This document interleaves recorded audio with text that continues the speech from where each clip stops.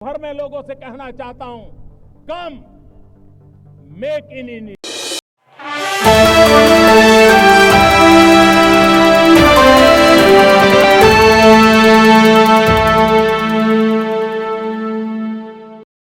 बिहार के बाद अन्य राज्यों में गहन मतदाता पुनरीक्षण को लेकर सियासी विवाद खत्म होने का नाम नहीं ले रहा है।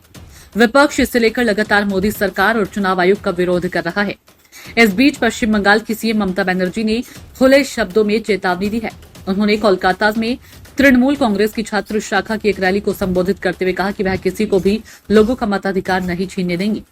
कोलकाता में तृणमूल कांग्रेस की छात्र शाखा की रैली को संबोधित करते हुए ममता बनर्जी ने दावा किया कि भाजपा ने मतदाता सूची से मतदाताओं के नाम हटाने के उद्देश्य से सर्वेक्षण करने के लिए देशभर से पश्चिम बंगाल में 500 से ज्यादा टीमें तैनात की है।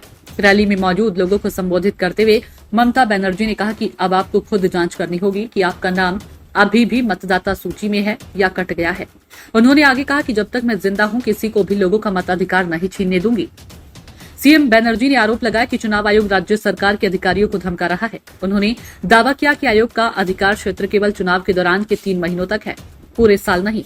आगे बोलते हुए उन्होंने आरोप लगाया कि भाजपा लोगों को स्वतंत्रता आंदोलन के दौरान बंगालियों द्वारा निभाई गई भूमिका को भुलाने की कोशिश कर रही है। उन्होंने कहा कि अगर बंगाली भाषा ही नहीं है तो राष्ट्रगान और राष्ट्रगीत किस भाषा में लिखे गए हैं। वे चाहते हैं कि लोग स्वतंत्रता संग्राम में बंगालियों की ऐतिहासिक भूमिका को भूल जाएं।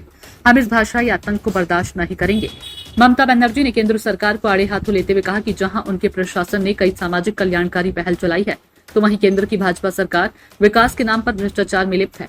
ममता बनर्जी ने कहा कि हम महिलाओं के लिए लक्ष्मी भंडार योजना लेकर आए हैं, जबकि भाजपा के पास भ्रष्टाचार भंडार है।